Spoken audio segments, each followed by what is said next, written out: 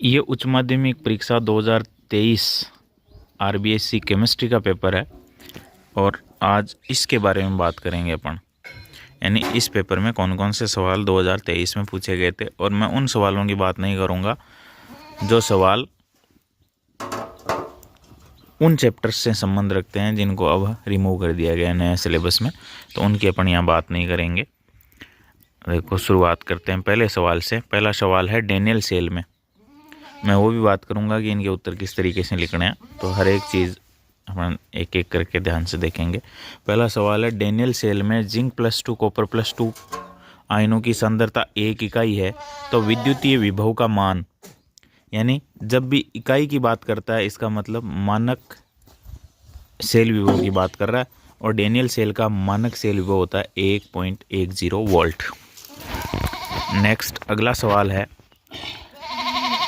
व्यंजक के बराबर 2.303 log r0/r ये कौन से कोटि का समाकलित वेग समीकरण है। तो अपने सिलेबस में दो चलती है, एक शून्य कोटि x बराबर kt यानी k बराबर x/t, एक तो ये चलता है, और दूसरा अपने पास है k बराबर 2.303/t log a/a-x कह सकते हो, या प्रारंभिक सांद्रता को r0/r से भी लिख सकते हैं। तो ये शून्य कोटि की नहीं है, तो ये हो जाएगी प्रथम कोटि के लिए समाकलित वेग समीकरण हो जाएगा। फिर नेक्स्ट है समय के साथ किसी क्षण पर वेग व्यक्त करने के लिए, किसी क्षण पर यदि अपन वेग व्यक्त कर रहे हैं पर्टिकुलर मोमेंट पे, तो वो कहलाता है तात्क्षणिक, उस क्षण का वेग। उसके बाद है अगला, ये सवाल अब हटा दिया गया है चैप्टर, तो इसकी बात नहीं करेंगे। जिंक कायस का कैलामाइन ये भी हटा दिया है, बात नहीं करेंगे। द्वितंतुर लिगेंड जिसमें दाता परमाणुओं की संख्या कितनी हो, 2, वो कहलाते हैं द्वितंतुर लिगेंड। अब द्वितंतुर लिगेंड कौन से हैं, तो ऑक्जेलेटो है COO- COO-, ये है द्वितंतुर लिगेंड जिसमें 2 ऑक्सीजन दाता परमाणु के रूप में भाग लेते हैं। ये एक उभयदंती लिगेंड है और ये एक दंतुक लिगेंड है। नेक्स्ट है CF2Cl2 का फ्रीऑन पद्धति में नाम ये हटा दिया गया है। फिर क्यूमीन से जब अपन फिनोल बनाते हैं तो उसमें बाई प्रोडक्ट कौन आता है, यानी साथ में और कौन बनता है, तो फिनोल के साथ बनता है एसीटोन। पहले क्यूमीन हाइड्रोपेरोक्साइड बनता है और फिर बनता है फिनोल प्लस एसीटोन, तो यहाँ बाई प्रोडक्ट है एसीटोन। नेक्स्ट सवाल है नाइट्रोजनी क्षारक कौन सा है जो डीएनए में नहीं पाया जाता, तो एडेनिन, गुआनिन, साइटोसिन और थायमिन।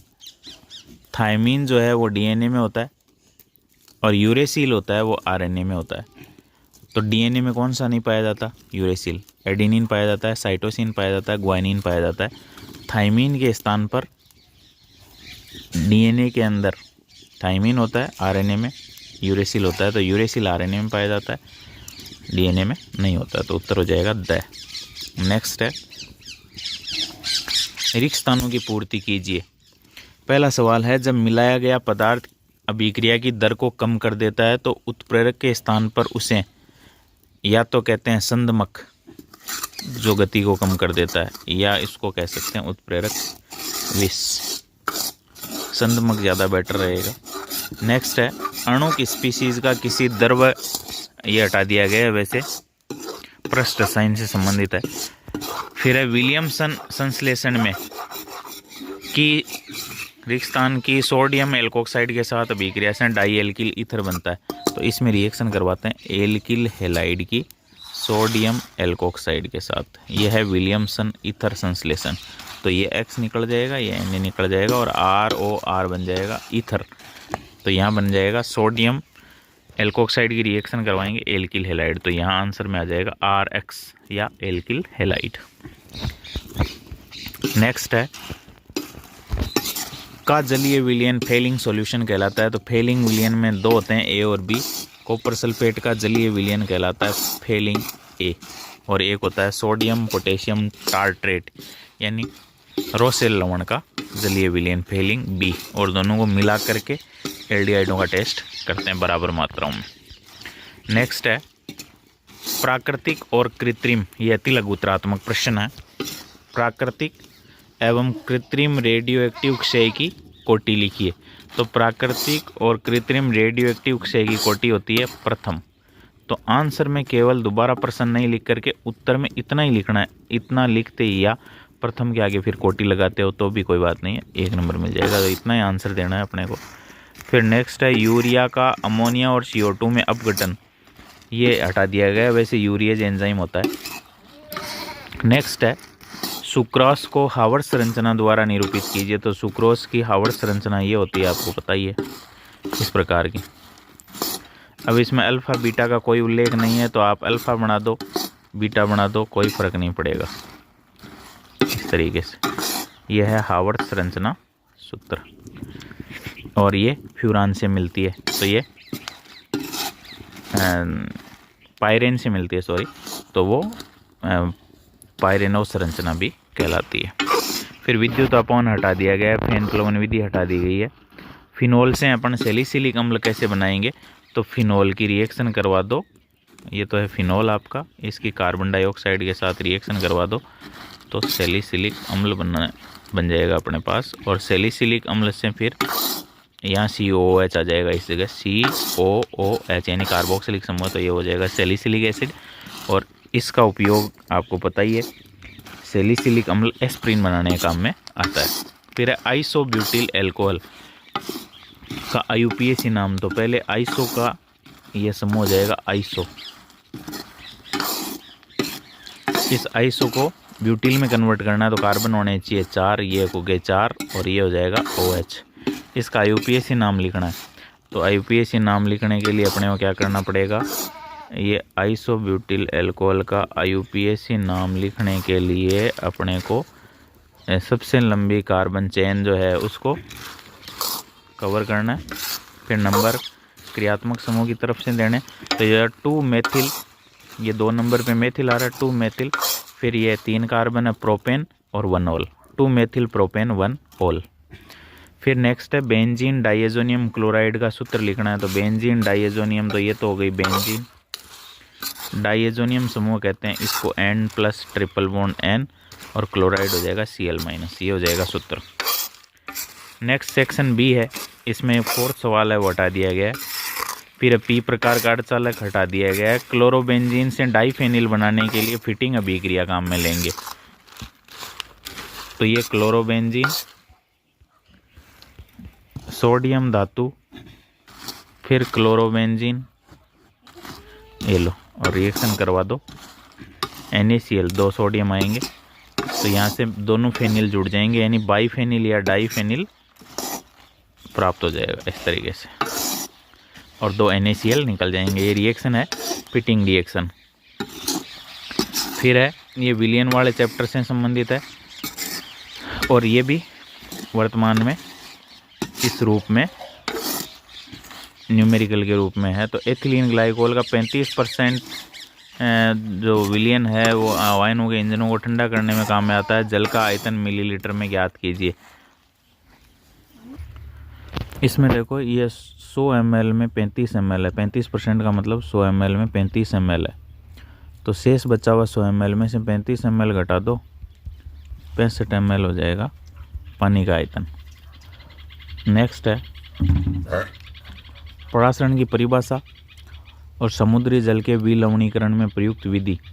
तो परासरण तो आपको पता ही है, विलायक अणु जो है वो अपनी उच्च सांद्रता से निम्न सांद्रता की ओर जाते हैं अर्धपारगम्य झिल्ली से, इस प्रक्रिया को परासरण कहते हैं।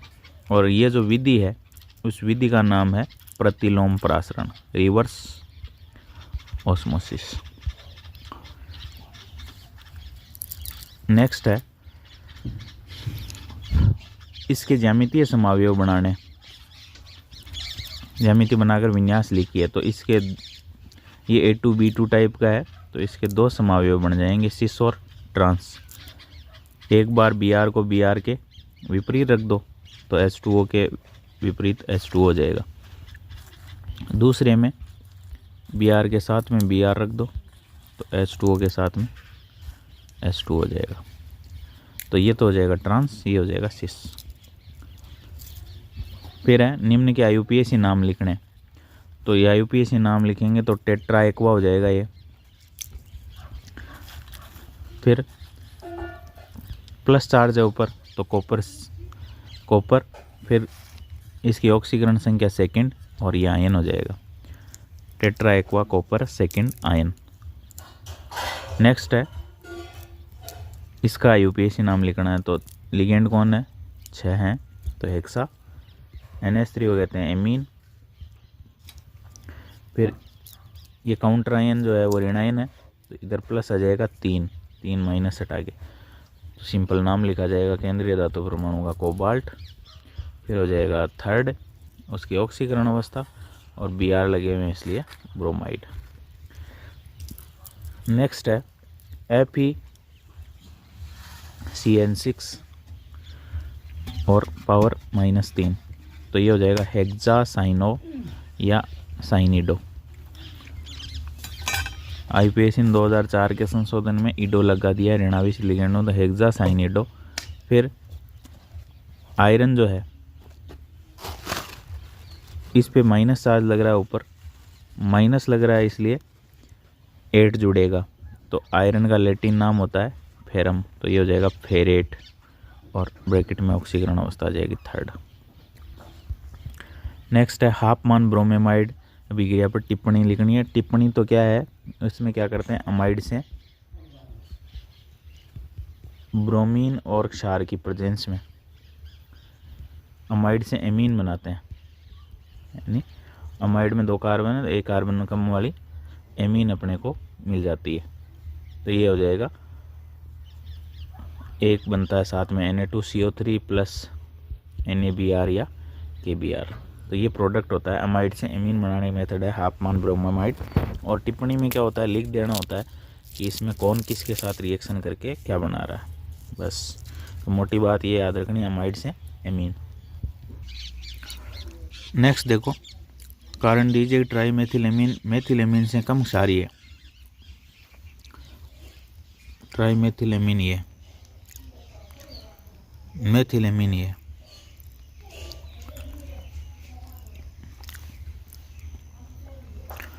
कम क्षारीय है। ट्राइमेथिलेमीन ये कम क्षारीय है या ज़्यादा क्षारीय। क्षारकता किससे प्रदर्शित होती है, किसी का लोन पेयर कितनी आसानी से मिलता है।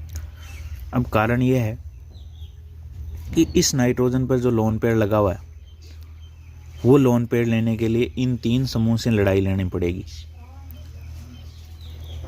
यहाँ एक समूह है यानी यहाँ त्रिविम बाधा ज़्यादा है, यहाँ कम है, इसलिए ये ज़्यादा क्षार की है। तो कारण हो जाएगा त्रिविम बाधा प्रभाव।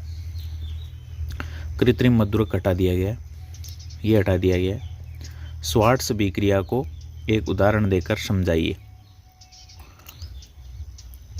तो स्वार्ट्स अभिक्रिया में क्या होता है, एल्किल क्लोराइड या फिर ब्रोमाइड को धात्विक फ्लोराइड के साथ अभिकृत करते हैं तो एल्किल फ्लोराइड बनते हैं। ये अभिक्रिया स्वार्ट्स अभिक्रिया कहलाती है। एक फिंकेस्टाइन इसके साथ में और है।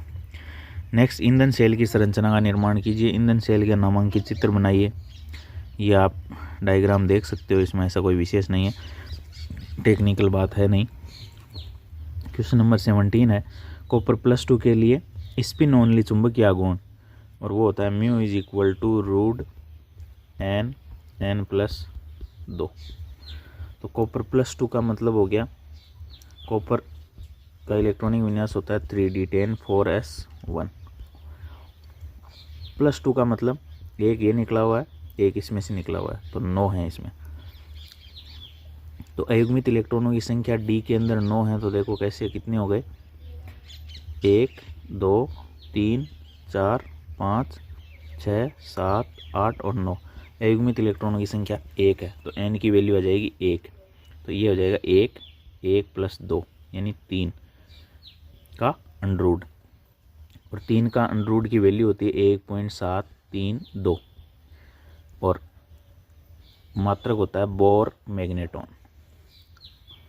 नेक्स्ट है जिंक कैडमियम मरकरी और कोपर्निशियम संक्रमण तत्व नहीं है क्योंकि इनके डी कक्षक हैं वो पूर्ण भरे हुए हैं। मिश्र धातु पीतल के अवयव कॉपर जिंक होता है पीतल, कॉपर, टिन होता है कांसा। ये हटा हुआ है, ये पी ब्लॉक में हुआ करता था। ये पी ब्लॉक के सवाल हैं, सारे हटे हुए हैं, पी ब्लॉक को हटा दिया गया। फिर नेक्स्ट है एल्डिहाइड के 2 मॉलिक्यूल डाइल्यूट NaOH दे रखा है। इसका मतलब रिएक्शन का नाम हो गया कौन सी, इस रिएक्शन का नाम कौन सा हो जाएगा, एल्डोल कंडेंसेशन, एल्डोल संघनन। और इसमें एक का न्यूक्लियोफाइल बना करके दूसरे के ऊपर जोड़ते हैं। तो इसमें देखो रिएक्शन आप एल्डोल संघनन देख लेना, मैं यहाँ बता देता हूँ। पहले बनेगा एल्डोल इस तरीके से, ये तो हो जाएगा पहला उत्पाद X एल्डोल।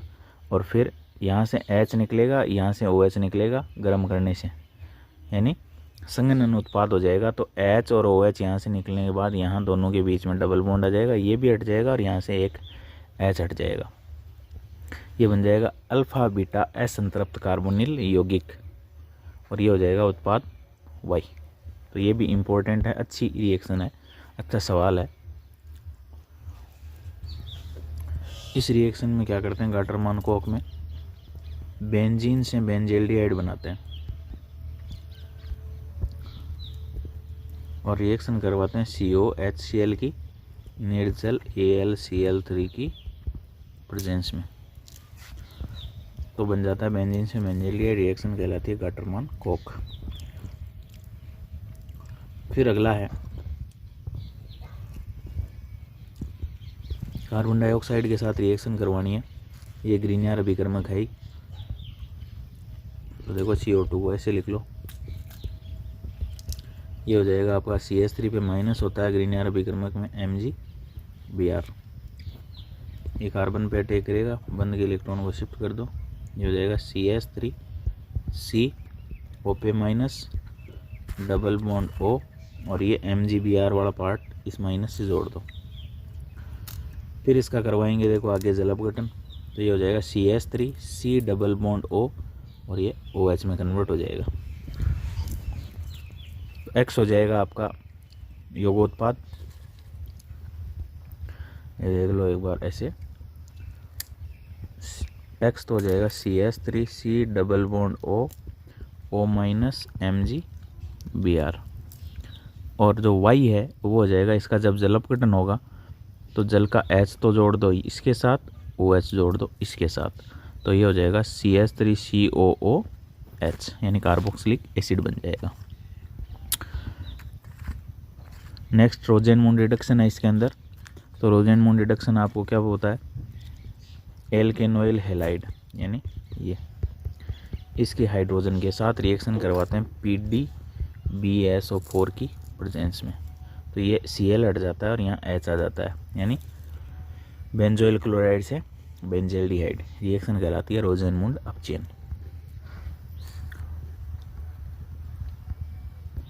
तो ये था 2023 का पेपर। सवाल जितने ज़्यादा हल करेंगे उतना ही अच्छा रहेगा।